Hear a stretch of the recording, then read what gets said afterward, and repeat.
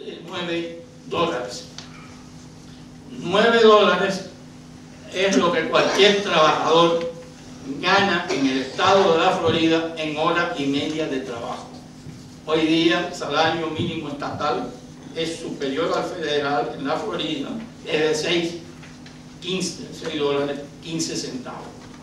De manera que en hora y media de trabajo en el estado de la Florida se gana lo mismo que en un mes en Cuba.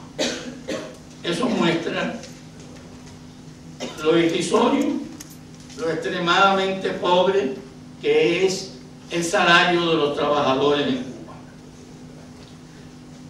Como el salario es pobre, las pensiones de seguridad social son aún más pobres.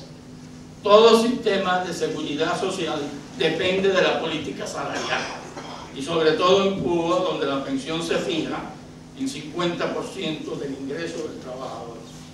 Dados estos bajos salarios mínimos, las pensiones que se pagan son a veces de 4 y 5 dólares al mes. Conozco un caso de un anciano accidentado en Pinar del Río que recibe 2 dólares y medio como pensión de la seguridad social. Y conste, en cuanto al salario mínimo, que en Cuba, de acuerdo con datos oficiales del Anuario Estadístico de Cuba, más de 1.150.000 trabajadores están actualmente percibiendo el salario mínimo. De manera que después de 47 años de revolución, casi un tercio de la fuerza de trabajo está percibiendo el salario mínimo. Y ese salario mínimo es igual al de hora y media de trabajo en la Florida. Hablar de la estabilidad sería una cosa casi irónica en Cuba. No hay estabilidad para los trabajadores, en el sentido de que se prohíbe la discriminación en Cuba. Hay un artículo de la Constitución y otro del Código del Trabajo que dicen que se prohíbe la discriminación por motivos raciales, sexuales, de color de la piel, etc. Pero se olvidan de mencionar la discriminación por opiniones políticas, que sí figura en los documentos de la Declaración de Derechos Humanos y en los convenios de la OIT. Y por esa vía, por esa brecha, se escapa toda la estabilidad laboral en Cuba. Cualquier persona que discrepe del pensamiento oficial, que formule críticas, que se aparte de la corriente castrocomunista, es despedida. Y de esos despidos, por razones políticas, están totalmente llenos los registros vigentes en Cuba. No hay, como decía antes, sindicatos, hay organizaciones de masas. Pero si no hay sindicatos, no hay negociación colectiva. Y si no hay negociación colectiva, no hay huelga. Ni sindicatos, ni negociación colectiva, ni huelga. Las condiciones de trabajo son fijadas por el Estado, el salario es fijado por el Estado y no hay posibilidad de objeción o de impugnación alguna. En esas condiciones voy a citar una frase que tal vez refleja totalmente el cuadro laboral cubano. Esa frase es del presidente de la Shell International, la compañía que explota el níquel en Cuba y que ha obtenido ganancias fabulosas. El presidente, que se llama Lan Delaney, dijo en Business Week hace 5 o 6 años: Cuba es la mejor oportunidad de inversión del mundo. Dijo ese presidente de una compañía que opera en Cuba.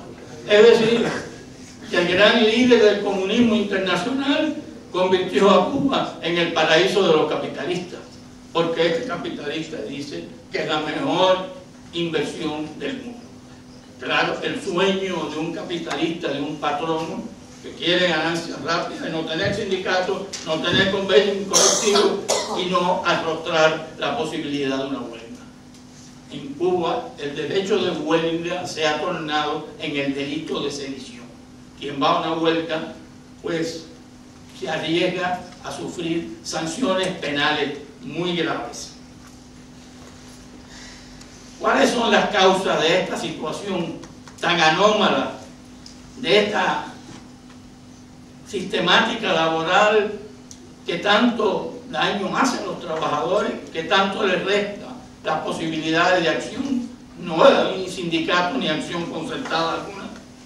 Para mí hay dos causas fundamentales. Y la primera de ellas es que el beneficio a los trabajadores, la protección social, el consagrar, garantizar un nivel adecuado de vida a los trabajadores, no ha sido nunca una prioridad del gobierno. La prioridad del gobierno de Castro ha sido siempre su proyección internacional, su fomento de la subversión, su participación en la guerra de África. Todo eso cuesta, y cuesta grandes cantidades de dinero. Hay además que tener en cuenta que Cuba tiene el ejército número 13 del mundo, como la revista Yale, y que su aparato de seguridad es costosísimo. 100.000 agentes e informantes de la seguridad del Estado que ganan mucho más que cualquiera de los técnicos o ingenieros o profesionales en Cuba. Eso cuesta dinero, y eso es lo que ha desviado, lo que podría haberse dedicado además a elevar el nivel de vida del trabajador cubano, se ha dedicado a esas otras actividades internacionales. La Revolución Cubana, ha dicho uno de los escritores que se han dedicado a examinar la cuestión cubana, la Revolución Cubana nació como una empresa dedicada a una vasta subversión internacional y nunca ha renunciado a ese propósito principal. Y que lo hizo desde el principio, está claro. Los que vivieron en esa época saben que en 1959 se fomentó solapadamente la invasión de la República Dominicana, se fomentó la invasión de Haití, la de Nicaragua y la de Panamá. Esas cosas se hicieron en 1959. Y después vinieron 15 años de guerras en África. Todo eso cuesta. Y después, y a lo largo de todos estos 47 años, ha habido el fomento de la subversión en la América Latina. Todo eso acaparó la mayor cantidad de las posibilidades económicas del gobierno de Cuba. No había espacio para mejorar la condición de trabajo y de vida del obrero y campesino de Cuba. La segunda causa fundamental es la ineficiencia del gobierno castrista. Ineficiencia que se pone de relieve en el inventario que se haga actualmente de las principales fuentes de riqueza de Cuba. Cuba era el primer país exportador de azúcar del mundo. Tenía 161 centrales azucareros que empleaban 500.000 trabajadores. Esos no eran obreros de segunda mano, como los pobres guajiros que en algunas situaciones en Cuba pasaron miseria. El trabajador azucarero es un trabajador de un complejo agroindustrial. El ingenio es una fábrica en el campo. Y 500.000 trabajadores entre agrícolas e industriales laboraban en la industria azucarera. Hoy día, en vez de 161 centrales, funcionan 56.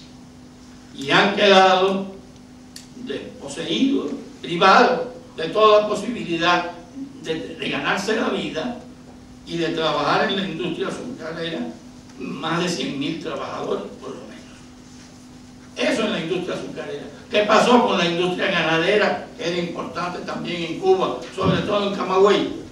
De 6 millones de cabezas de ganado que había en 1959, ahora apenas llegan a 4 millones de cabezas de ganado. ¿Qué pasó con otra industria, como la minería?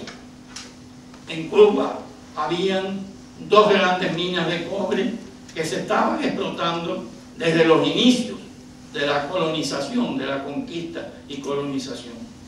Las minas del cobre del pueblo del cobre, cerca de Santiago.